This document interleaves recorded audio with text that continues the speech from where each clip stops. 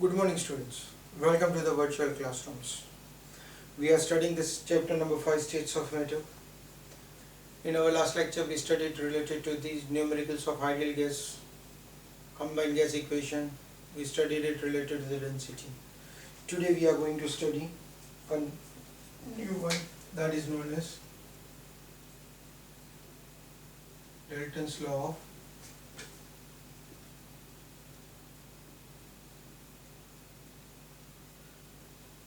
partial pressure. Now, before studying it related to the Dalton's law of partial pressure, it is necessary that we should know the condition under which this law can be applicable. This we can have it as an objective question, under what condition this law is applicable. So for that case, this law is applicable only for those gases which are non-reactive with one another. Non-reactive with one another means what? When we take it as in suppose nitrogen and hydrogen gas, if we bring them closer to one another in a single container, if I am filling it as a nitrogen gas from one container and hydrogen gas from the other container and mixing together, what will happen? Immediately nitrogen and hydrogen will react with one another and they will get converted into ammonia, NH3. So that means these gases are reactive with one another. In place of that, if someone says that nitrogen gas is there and to it helium gas is mixed with it, then what will happen? Nitrogen and helium won't react with one another. So such gases are considered to be as a non-reactive gases. So these laws will be applicable if you are going to get a mixtures of non-reactive gases, right? So over there only this law will be applicable. What is that law indicated over there? The law is indicated as the total pressure exerted by the mixture. The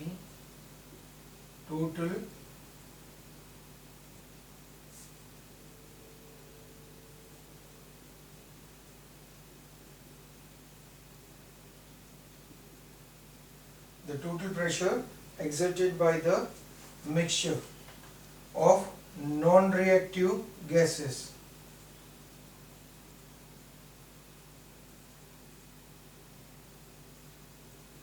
See, this is the condition required.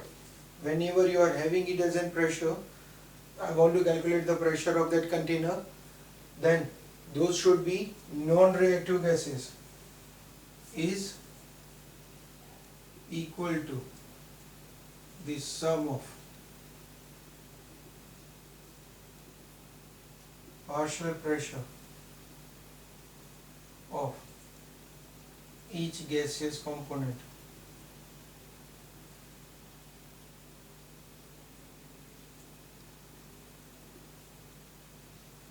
present in it.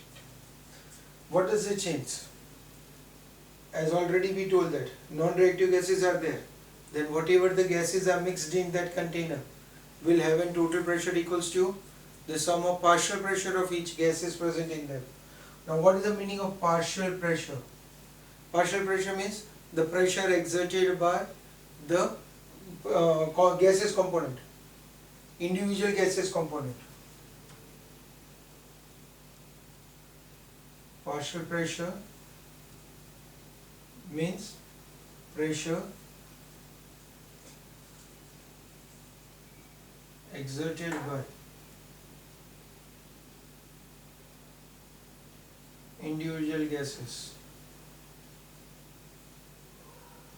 present in the container. That is known as partial pressure. So what does this law says? Total pressure inside the container will be equals to partial pressure of different gases if you have mixed together. I have written it as PA means A gas, partial pressure of that gas, partial pressure of B gas, partial pressure of C gas. If you are knowing the particular gases component, you can indicate its name. You can also indicate it as an P1, P2, P3, right? So P total equals to P1 plus P2 plus P3 like that, right? So that will be the total pressure. That's the Dalton's law of partial pressure. Now using this Dalton's law of partial pressure, we can go for the calculation of many other factors. Like we know it that we are collecting the gases, we are doing the experiments and we are collecting the different gases. Then for collection of the different gases, what we are doing it is, we are always collecting by the downward displacement of water. That means we are allowing the gas to pass through the water and then it is being collected. Now during this case what will happen? When the gas is passing through the water, if it would have been reactive with the water, then what will happen? It would have dissolved over there, right? Or it would have reacted with that water. But these gases are non-reactive towards the water. They don't react with the water. That's why we are able to collect them. Now, at that time, the temperature of the gaseous molecules are also higher. So they convert the water into water vapor. So when the gas is collected into the jar, it's not the only dry gas. It also contains certain amount of water vapor also in it. So we can say that when gases are collected over water, then the pressure in the jar will be equals to P is equals to P of dry gas plus P of H2. This is also known as aqueous tension. That means the pressure of water vapor present in the jar, right? So we always get it as P is equals to P of dry gas plus P of H2O. Or you can say that pressure of only gaseous molecule will be equals to P total minus pressure of H2O. So this is the another formula that we are going to use it for numericals, right? This is one formula that we derived it. Now suppose the question arises, how to calculate the partial pressures? Then, so for that case, we are having it as an ideal gas equation. PV is equals to nRT. Using that formula, we can calculate the partial pressure. But suppose again the question arises that if number of moles of pressure, temperature or volumes are not given to us, then how can we calculate the partial pressure? So for that case, we will derive the another formula for it, right? If I want to calculate the partial pressure, if the volume of the container or temperature is not given to me, then so for that case, first of all, we will derive that formula. So for that case, we are considering it for gas A. Let's consider it initially for gas A. Partial pressure will be PA. PA will be equals to NA RT by V, because when we are going it for the experiment, what we are doing it is, we are going to put the volume of the containers in, temperature is kept constant, R is gas constant. So whatever the change we are going to get it will be number of moles, and because of the change in the number of moles, your pressure will be changed. So we will be getting it as PA is equals to NA RT by V. This is known as partial pressure of gas A, right? As we already told it. Similarly, for gas B, what will be getting it? PB equals to NBRT by V. For gas C, I am taking it as in 3 gases, right? You can have it as in whatever the question is given to us accordingly. Now in this case, I want to find out the P total. What will be getting it? PA plus PB plus PC. But substitute the value of it. We will be getting it NA RT by V, NB RT by V, NC RT by V. So that means Na plus Nb plus Nc RT by V. This is the formula to calculate the P total if number of moles are given to us. Partial pressures are not given. For this, directly without any partial pressures. I don't have PA, PB or PC values, but I am having it as a number of moles given to me, volume given to me, temperature given to me. So I get it by this formula. But suppose if I want to calculate the partial pressure itself, these values are not given to me, then what to do? So temperature is not given, volume is not given. So what we'll do it is dividing. I'm just putting the numbers for the equations. Dividing equation 1 by 4. When I am dividing the equation 1 by 4, then what will happen? We will be having it as an PA, that is equals to NA RT by V, that is the formula we got it. P total, that is equals to NA NB NC RT by V. Right? Now we are dividing it. So these are the common terms. Can they be cancelled out? So what will left out? PA upon P total, that is equals to NA upon NA NB NC. Can I write this as it's a mole fraction of A, moles upon total number of moles. So can we write it as mole fraction? So from this what we got it? PA is equals to XA into P total. So from this formula, can I say that if I want to calculate the partial pressure will be equals to the product of total pressure into mole fraction, right? So for any given gas, suppose if I am dividing 2 by 4, we will be getting it as PB upon PT is equals to NB RT by V upon NA plus NB plus NC RT by V. So that means we will get it as mole fraction of B. If I go it for the third, we will get it as mole fraction of C, or in general can we write it as partial pressure is equals to the product of total pressure and mole fraction. So that is a formula we will be getting it, right? So this is the another formula directly. I don't know what is the volume, what is the temperature, but still we can calculate the partial pressure also, right? We will do certain numericals based on these formulas so that you can understand what is the actual conditions or numericals, what type of numericals can be asked. You know it that you are doing the numericals from your textbook, solved, unsolved, they have been there. From the exercise we are doing it as in the notes, right? But additional to it, some of the numericals for the practice that I am going to give you, and that is the first numerical that we are having it for in practice, right? You can note down the data also in your classwork so that you get an additional questions for the practice. It's given to us a certain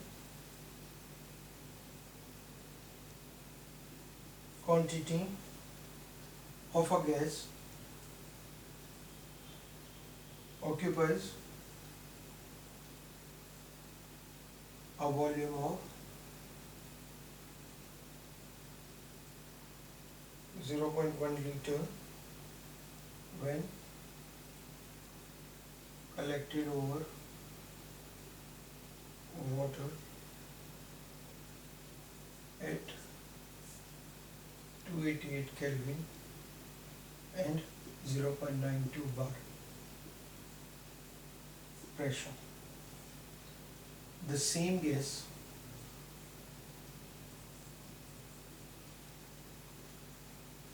occupies a volume of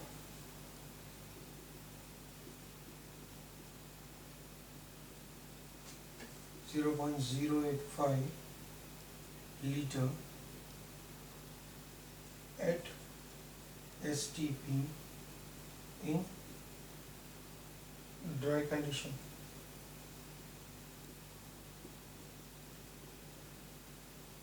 Calculate the aqueous tension at 288 K. Now see what is given to us or what we want to calculate it. Given to us, it's told to us that there is a gas which is collected over water. That means the volume is given to me 0.1 liter. P1, that is P total that is given to us.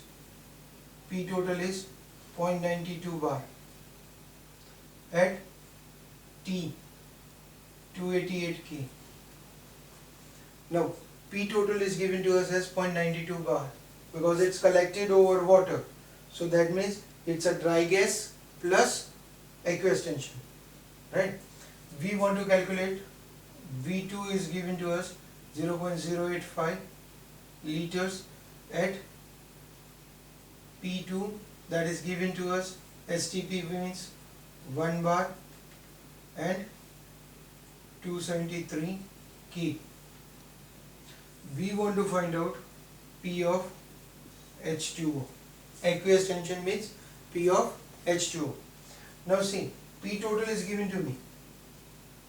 P total that is equals to P of dry gas plus P of H2O. Actually P of H2O we want to calculate it.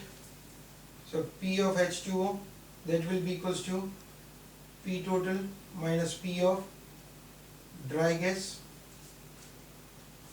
Now what is a P of dry gas? P total is known to me. P of dry gas we don't have. So I can't say that this is 1 bar, that is a P of dry gas. So for this case what we will say it is, we will be going it for formula P1 V1 by T1 is equals to P2 V2 by T2, and this we will consider it as P total.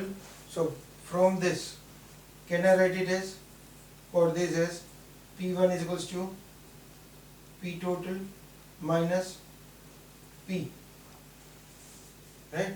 That I want to calculate it, P of H2O.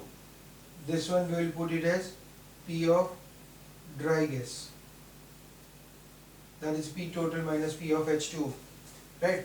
Now P total is given to me 0.92. P of H2O, it's not there, right? This is going to become as P of dry gas. So let's substitute it over here. 0.92 minus P of H2O. Volume 0.1 liter. Temperature 288 K. Right? P2 that is given to us as 1. V2 0.085 and 273. So now can I put it as 0.92 minus P of H2O, that is equals to 1 into 0.085 into 288 upon 0.1 into 273. We can calculate the answer. I am putting it as suppose A.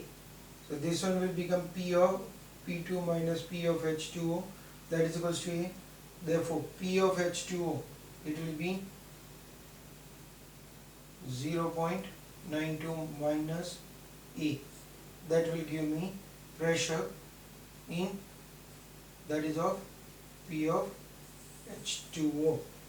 This will get it as P of H2O. So if I calculate it, we get it as 0.92 minus whatever the answer we got for this, right? So that will give me the aqueous tension of water, right? Okay, let's do it another sum. This one was for aqueous tension. We'll do it one more sum to calculate the partial pressures of the given component. We got that formula also. So let's do it as in another sum for it. It's given to us at sea level the composition of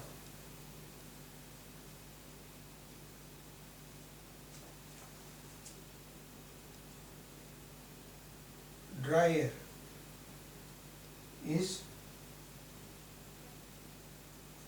approximately 75.5%, N2, O2 is 23.2% and argon is 1.3%. by mass. If total pressure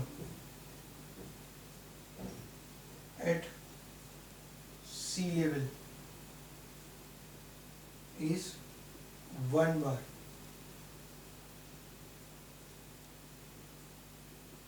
what is the partial pressure of each components? Now the percentage of the mass is given to us and we are told to find out the partial pressure of each component. So from this percentage by mass it is given to me. Can I say that if we consider total mass that is equals to 100 gram, can I say that N2 is 75.5 gram, O2 23.2 gram, R1 1.3 gram, right? Once we get it the mass, we told it the total is 100. So what will get it? Moles of N2, that is mass of N2 upon 28, that will give me a certain moles of N2. Same way O2, moles of O2, we will get it as 23.2 by 32, moles of R1 1 by 3, 1.3 divided by 40, so we will get it as moles. Let's consider that this is N1, N2, N3. You can calculate it by using your calculator, right? Now what will be this? Mole fractions, we got it. I want to calculate the partial pressure, right? If the total pressure at the sea level is given to me 1 bar, that means the P total is given to us. P total, that is 1 bar. So what will be the P of N2? Can I say that P of N2 is equals to P total into mole fraction of N2? P total is 1. Mole fraction of N2 will be N1 upon N1 plus N2 plus N3. That we got it. We will get it as P of N2. Similarly, for P of O2, P total into X of O2. So that means we will be getting it as 1 into N2 upon N1 plus N2 plus N3. Similarly, P of AR, that is P total into R1, 1 into N3 upon N1 plus N2 plus N3, right? So we will be getting it as P of N2 as A, P of O2 we will get it as B, P of argon will take it as C. We got it as partial pressure of each component present in the given composition at a sea level, right? So this is what we can have it as a change in the questions, right? Some of the data might be changed, temperature might be changed, number of mass may be changed, moles may be given to you. Sometimes it may be in place of this by mass, in place of that we would have written it at by moles. So what will happen? This one will become as an, this answer itself will become as in moles, right? So like that the changes can be done in the numericals. We are having it as in some of the numericals for the practice in our book, so try to do for it. Okay, now the next one, these were the numericals that we saw it. Our next theory that we are having it, we are having that theory to be divided into number of parts. This was the last section where you were having it as a numericals, right? Now particularly for this chapter we won't have the numericals, we are having it only as in theoretical parts, right? Wherever will be required I will be writing it as in points, but majority you can read it in the book and get the answers for it, right? It's a theoretical part. So I'm not going to write all those things on the board. Only the thing is, we will discuss it orally. Like our next theory that we are having it, that is kinetic energy and molecular speed.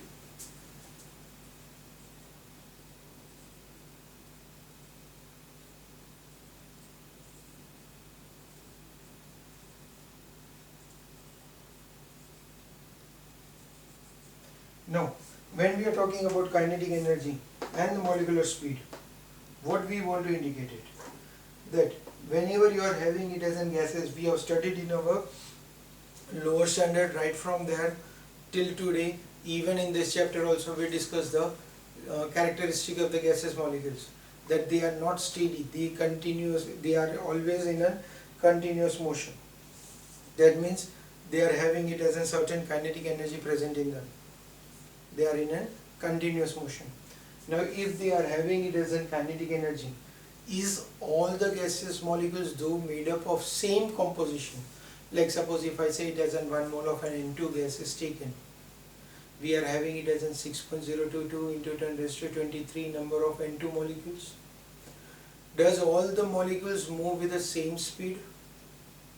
The answer is, we can't say it that it moves with the same speed. They are having it as a different speeds.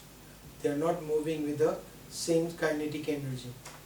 Now what is the reason behind it? Now reason we can give it as, we know that gaseous molecules, they are in a continuous motion, but at the same time when they are moving it, they will collide with one another. I can't say that like when two persons are running on the opposite direction, they found it that they are coming opposite to each other, they change the path and move away, right? Two students, when you are running it into some field track, if you are coming closer to one another, what you will change? You will change your path and move away. Do the gases comes to know it? No. What will happen? Gases will collide with one another. When they collide with one another, what happens? They will transfer their energies. While they are transferring their energies, what will happen? Some of them will have a higher energy, some of them will have lower energy. So as a result, their speed will change. The motion of the molecules will change. So this change in the speed of the gaseous molecules, they are not always found to be the same. So what we do it is, we calculate the average speed.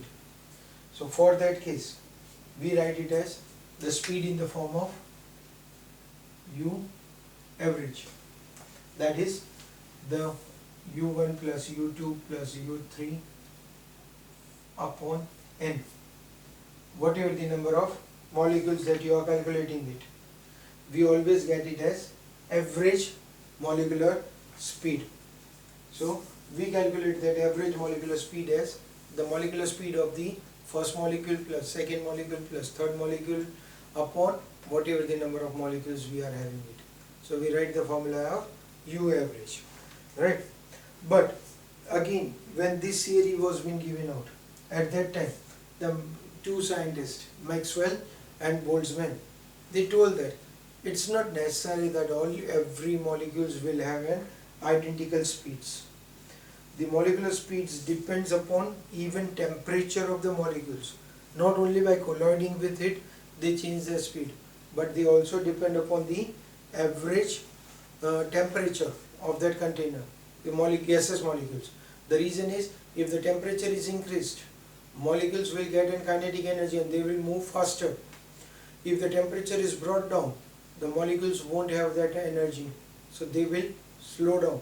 So that means they told that they also depend upon the temperature. So they plotted the graph. They plotted the graph of the gaseous molecules, the speed of that molecules for two different temperatures. They found it that the graph they got it was not an identical graph. This one was at T1, this one was at T2. It was found that T1 was less than T2. So what does it shows? That if your temperature is increased, if your temperature is changed, the total compositions, the speed of that molecules will be changed, right? So this shows that if the temperature is increased, then your molecular speed will be changed, right? So now these are not the average speeds, so they are considered as an molecular probability speeds. We considered as molecular probable speeds. So it is indicated as UMP, right? This is not average, this is given out as UMP. Now we know that this depends upon kinetic energy, half mv square. Kinetic energy is given out as half mv square, right? But what is that v, velocity? We will be getting it as average speed whole square, right? So we will be getting it as the mean square velocity, that will be given out as UMP. We will be getting it as half m u square v. Okay, now when we are calculating the u square, what does this u square indicates to us? Then this u square is going to indicate to us as root mean square velocity.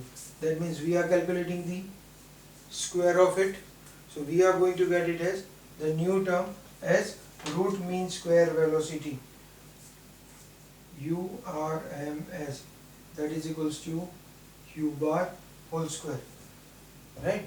So these three different velocities that we are getting it for the gaseous components when they are going for it, which indicates that URMS will be greater than U average, will be greater than UMP, right? So when we are having this type of values, then the ratios that we are getting it, considering that if this is 1, this one will be U average will be great, U average value we will be having it as 1.128, where UMP we will be getting it as 1.22, right? So this is what we get it as kinetic energy and molecular speed. We get it as three types of speeds: U average, U molecular speed, and U RMS, root mean square velocities. Okay, is it? That's a theoretical. You can read in your textbook. It's given to us as a point wise. You can go through it, right? Rest theory, that is related to the gaseous molecules. Whatever the changes, ideal gas conditions are not there, then what will be the change in the theory? But that we'll discuss it in our next lecture. Till then, thank you.